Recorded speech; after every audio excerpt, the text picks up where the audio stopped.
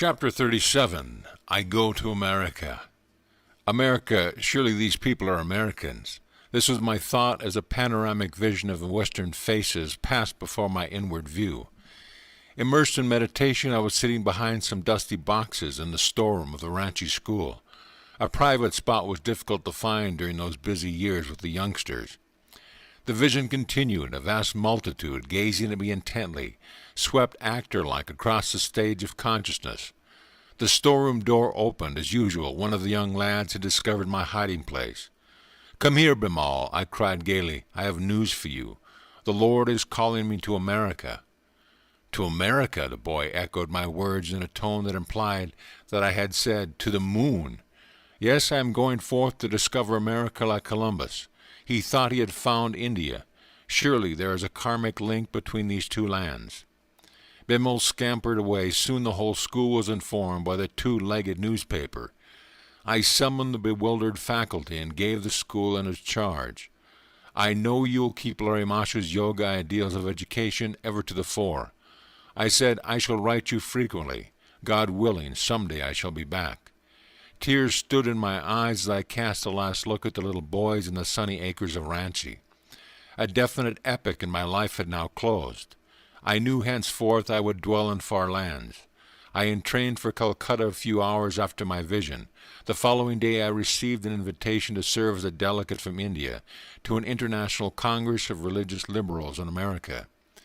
It was to convene that year in Boston, under the auspices of the American Unitarian Association. My head in a whirl, I sought out Sri Yukteswar in Serampore. "Guruji, I've just been invited to address a religious congress in America. Shall I go?"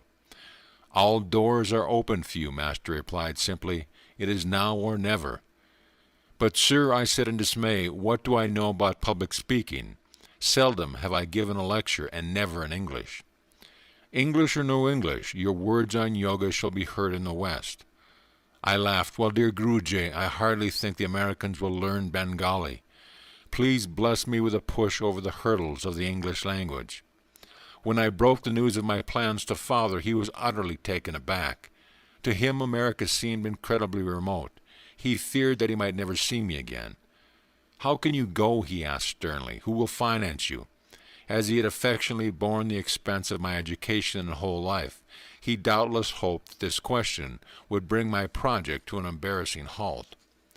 "The Lord will surely finance me." As I made this reply, I thought of the similar one I had given long ago to my brother, Ananta, in Agra. Without very much guile, I added, "Father, perhaps God will put it into your mind to help me." "No, never." He glanced at me piteously. I was astounded, therefore, when Father handed me the following day a check made out for a large amount. "I give you this money," he said, "not in my capacity as a father, but as a faithful disciple of Larry Masha. Go then to that far western land. Spread there the creedless teachings of Kriya Yoga." I was immensely touched at the selfless spirit in which Father had been able to quickly put aside his personal desires. The just realization had come to him during the preceding night that no ordinary desire for foreign travel was motivating my voyage. "Perhaps we shall not meet again in this life," Father, who was 67 at the time, spoke sadly. An intuitive conviction prompted me to reply, "Surely the Lord will bring us together once more." As I went about my preparations to leave Master in my native land for an unknown shore of America, I experienced not a little trepidation. I had heard many stories about the materialistic Western atmosphere, one very different from the spiritual background of India, pervaded with the censured aura of saints. An Oriental teacher who will dare the Western airs, I thought, must be hardy beyond the trials of the Himalayan cold. One early morning I began to pray with an adamant determination to continue, to even die praying, until I heard the voice of God. I wanted his blessing and assurance that I would not lose myself in the fogs of modern utilitarianism. My heart was set to go to America, but even more strongly was it resolved to hear the solace of divine permission. I prayed and prayed, muffling my sobs. No answer came. My silent petition increased in excruciating crescendo until at noon I had reached the zenith. My brain could no longer withstand the pressure of my agonies. If I cried once more with an increased depth of my inner passion, I felt as though my brain would split. At that moment there came a knock outside the vestibule adjoining the Gupar Road room in which I was sitting. Opening the door, I saw a young man in a scanty garb of a renunciate. He came in, closed the door behind me, and refusing my request to sit down, indicated with a gesture that he wished to talk to me with something. He must be Babaji, I thought, dazed because the man before me had the features of a younger Larry Masha. He answered my thought. Yes, I am Babaji. He spoke melodiously in Hindi. Our Heavenly Father has heard your prayer. He commands me to tell you, follow the behests of your guru and go to America. Fear not, you will be protected. After a vibrant pause, Babaji addressed me again. You are the one I have chosen to spread the message of Kriya Yoga in the West. Long ago I met your guru, Yukteswar, at Kumbh Mela. I told him I would send you to him for training. I was speechless, choked with devotional awe at his presence, and deeply touched to hear from his own lips that he had guided me to Sri Yukteswar. I lay prostrate before the deathless guru. He graciously lifted me from the floor. Tell me many things about my life. He then gave me some personal instructions and uttered a few secret prophecies. Kriya Yoga, the scientific technique of God realization, he finally said with solemnity, will ultimately spread in all lands and aid in harmonizing the nation through man's personal, transcendental perception of the Infinite Father. With a gaze of majestic power, the Master electrified me by a glimpse of his cosmic consciousness. In a short while he started toward the door. Do not try to follow me, he said. You will not be able to do so. Please, Babaji, don't go away, I cried repeatedly. Take me with you. Looking back, he replied, not now, some other time. Overcome by emotion, I disregarded his warning. As I tried to pursue him, I discovered that my feet were firmly rooted to the floor. From the door, Babaji gave me a last affectionate glance. He raised his hand by way of benediction and walked away, my eyes fixed on him longingly. After a few minutes, my feet were free. I sat down and went into deep meditation, unceasingly thanking God not only for answering my prayer, but for blessing me by meeting with Babaji. My whole body seemed sanctified through the touch of the ancient, ever-youthful Master. Long had it been my burning desire to behold him. Until now I had never recounted to anyone the story of my meeting with Babaji. Holding it as the most sacred of my human experience, I have hidden it in my heart. But the thought occurred to me that readers of this autobiography may be more inclined to believe in the reality of the secluded Babaji of this world interest if I relate that I saw him with my own eyes. I have helped an artist to draw a true picture of the great Yogi Christ of modern India. It appears in this book.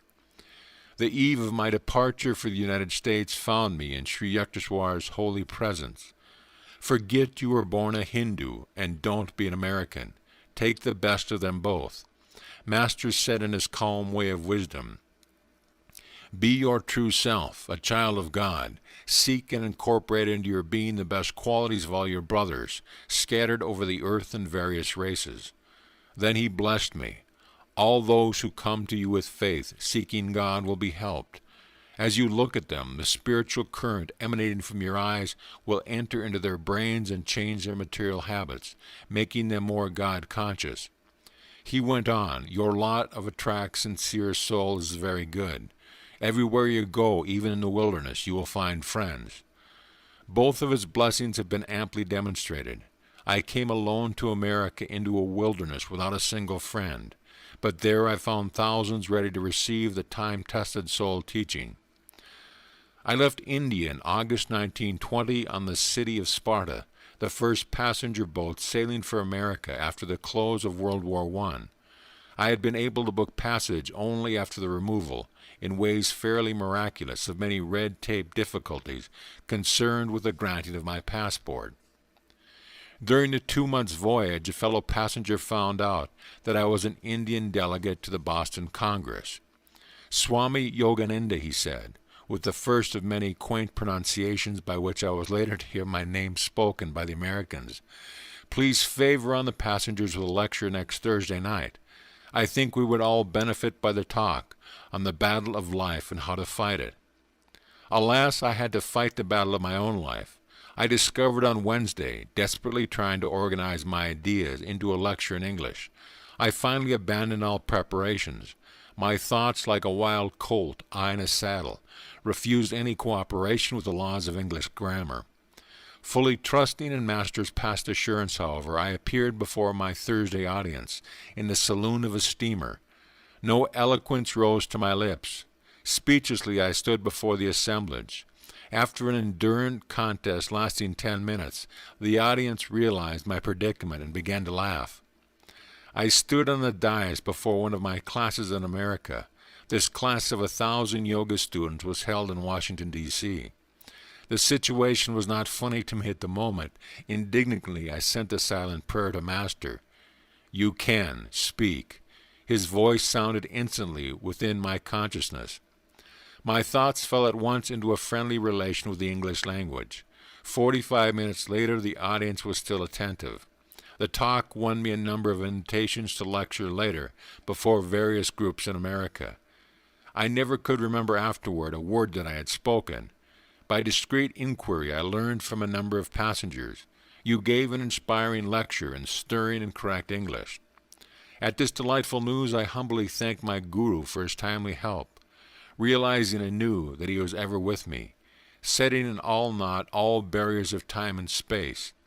Once in a while, during the remainder of the ocean trip, I experienced a few apprehensive twinges about the coming English lecture ordeal at the Boston Congress. Lord, I prayed, please let my inspiration be thyself, and not again the laughter bombs of the audience. The city of Sparta docked in Boston in late September. On the 6th of October, I addressed the Congress with my maiden speech in America. It was well received. I sighed in relief. The magnanimous secretary of the American Unitarian Association wrote the following comment in a published account of the Congress proceeding.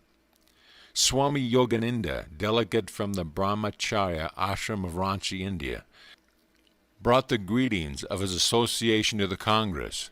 In fluent English and a forcible delivery, he gave an address of a philosophical character on the science of religion, which has been printed in pamphlet form for a wider distribution.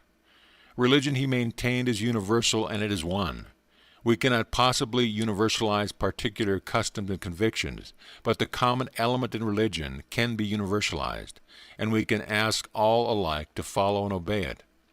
Due to Father's generous check, I was able to remain in America after the Congress was over. 4 happy years were spent in humble circumstances in Boston. I gave public lectures, taught classes, and wrote a book on poems, Songs of the Soul, with a preface by Dr. Frederick B. Robinson, president of the College of the City of New York. Starting a transcontinental tour in the summer of 1924, I spoke before thousands in the principal cities, ending my western trip with a vacation in the beautiful Alaskan North. With the help of large-hearted students, by the end of 1925 I had established American headquarters on the Mount Washington Estates in Los Angeles. The building is the one I had seen years before in my vision at Kashmir. I hastened to send Sri Yukteswar pictures of these distant American activities. He replied with a postcard in Bengali, which I here translate. August 11, 1926.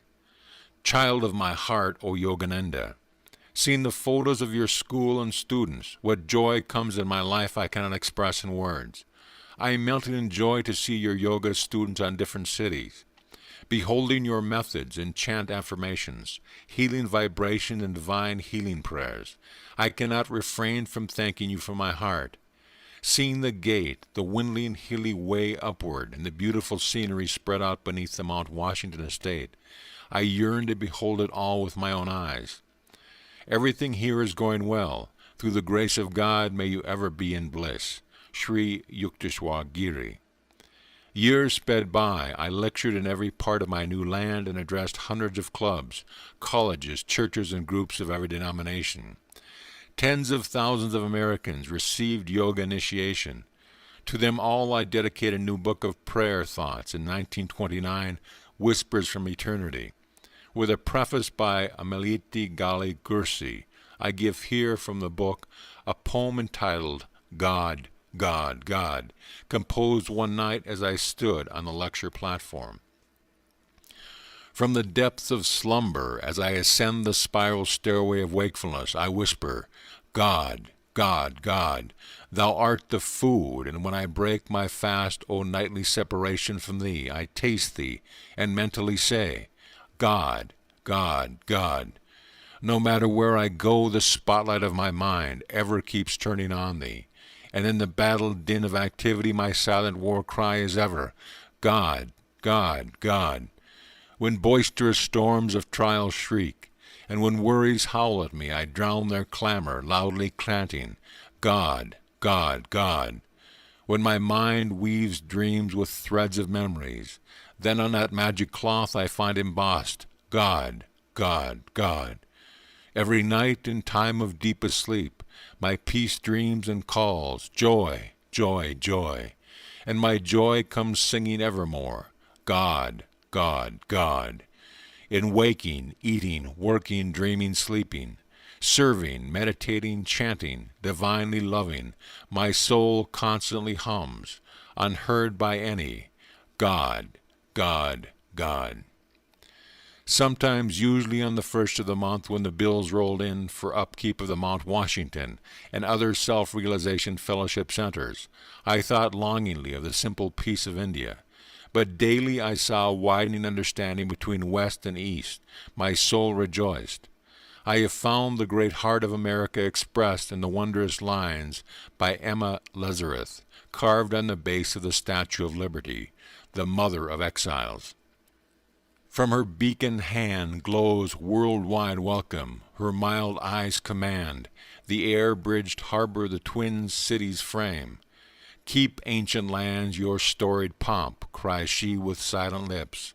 Give me your tired, your poor, your huddled masses yearning to breathe free. The wretched refuse of your teeming shore, send these, the homeless, tempest-tossed to me.